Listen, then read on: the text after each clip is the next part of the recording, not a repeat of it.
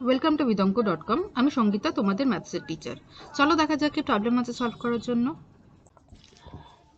16 দিয়ে তৈরি একটি শঙ্কু আকৃতির মাথার টোপরের ভূমির বাইরের দিকের ব্যাসের দৈর্ঘ্য 21 সেন্টিমিটার। টোপরটির উপরিভাগ রাংতা দিয়ে মুড়তে প্রতি বর্গ সেন্টিমিটার 10 পয়সা হিসেবে 57.75 টাকা খরচ পড়ে। টোপরটির উচ্চতা এবং তির্যক উচ্চতা হিসাব করে লিখি। আচ্ছা দেখো, বলছে যে টোপরটির উপরিভাগ রাংতা দিয়ে মুড়তে প্রতি বর্গ সেন্টিমিটারে 10 পয়সা হিসেবে 57.75 টাকা খরচ পড়ে। ঠিক আছে, তো তাহলে বাইরের যে বক্রতলের ক্ষেত্রফল, তো সেটা আমরা এখান থেকে পেয়ে যাব। ঠিক আছে, তো তাহলে যদি মোট খরচা হয় 57.75 টাকা, ঠিক আছে, এবং প্রতি বর্গ সেন্টিমিটারে যদি 10 পয়সা করে খরচা হয়, 10 পয়সা মানে 10 পয়সা মানে হচ্ছে কত? 0.1 টাকা, তাই তো?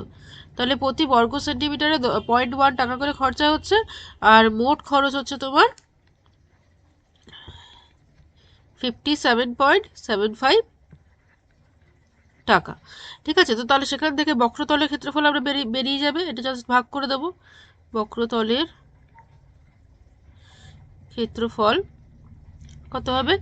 57.75 ডিভাইডেড বাই 0.1। তো তাহলে হচ্ছে দেখো এটা 577.5, এটা হচ্ছে বক্রতলের ক্ষেত্রফল সেন্টিমিটার স্কোয়ার। তো এই হলো আমাদের বক্রতলের ক্ষেত্রফল। ঠিক আছে, কার্ভ সারফেস এরিয়া। এইবারে একটা সোলার টুপি, যেটা কিনা একটা কোণ, তো কোণের কার্ভ সারফেস এরিয়ার ফর্মুলা কি? যদি তার উচ্চতা, এটা হচ্ছে তার লম্ব উচ্চতা, এইটা হচ্ছে তার স্ল্যান্ট হাইট বা তির্যক উচ্চতা, যেটাকে আমরা এল দিয়ে প্রকাশ করি, এবং আর ধরি ভূমির ব্যাসার্ধ। ঠিক আছে, তো তাহলে তার বক্রতলের ক্ষেত্রফল হবে, বক্রতলের ক্ষেত্রফল হবে পাই আর এল। ঠিক আছে, পাই আর এল। আচ্ছা চলো, এখন কি লেখা আছে দেখি। সোলার দিয়ে তৈরি একটি শঙ্কু আকৃতির মাথার টোপরের ভূমির বাইরের দিকের ব্যাসের দৈর্ঘ্য হচ্ছে 21 সেন্টিমিটার। তাহলে ভূমির ব্যাস হচ্ছে 21 সেন্টিমিটার, এটা হচ্ছে তোমার 21 সেন্টিমিটার।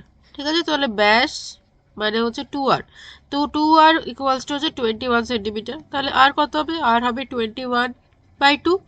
ওকে, তাহলে এখানে বক্রতলের ক্ষেত্রফল পাই আর এল, তো এখানে কি লিখবো? 22/7 ইন্টু আর এর জায়গায় লিখবো 21/2। আর এল তো আমরা জানি না, এল তাহলে আমরা নির্ণয় করব। ওকে, এখানে একটা সিম্পল ক্যালকুলেশন করে নিই।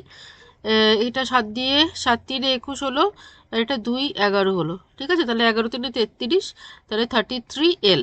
ওকে, তো বক্রতলের ক্ষেত্রফল পাচ্ছি 33L, আর এখানে বক্রতলের ক্ষেত্রফলের মান পেয়েছি 577.5। তো দুটো তাহলে ইকুয়েট করে দিই, সেখান থেকে আমাদের এল বেরিয়ে যাবে।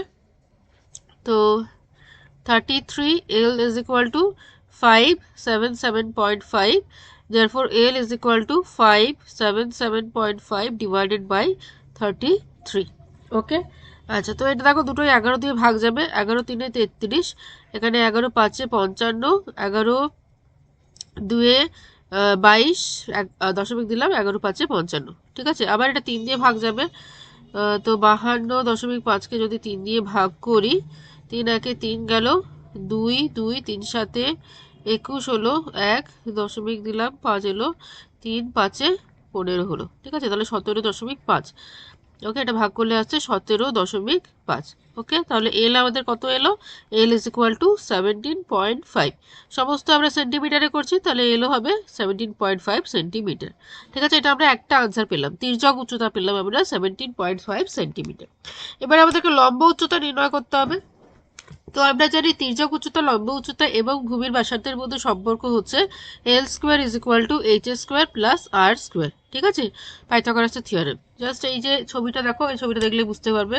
দেখো, এটা এখানে একটা আমাদের ত্রিভুজ তৈরি হয়েছে, যেটা কিনা একটা সমকোণী ত্রিভুজ। তাহলে এখানে এল হচ্ছে অতিভুজ, আর হচ্ছে ভূমি, আর এইচ হচ্ছে উচ্চতা। তো এখানে আমরা তাহলে পাইথাগোরাসের উপপাদ্য প্রয়োগ করতে পারি। তো প্রয়োগ করলে আমরা এই রিলেশনটা পাবো। ওকে, তো তাহলে এখানে বসাবো তোমার 17.5 এর square, that is equal to H² আমাদের নির্ণয় করতে হবে।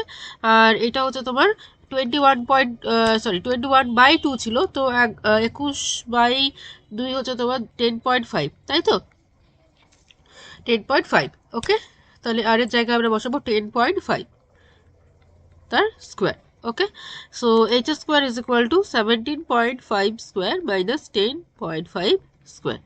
Okay, so h square is equal to, now you can write like this way, 17.5 plus 10.5, okay, and 17.5 minus 10.5, a square minus b square formula ভাঙতে পারো, তাহলে আসবে এটা 10 শূন্য হাতের 1 7 আর 1 8 আর এখানে 2, তাহলে এদিকটা 28 হচ্ছে আর এটাকে বিয়োগ করলে হবে 0 7।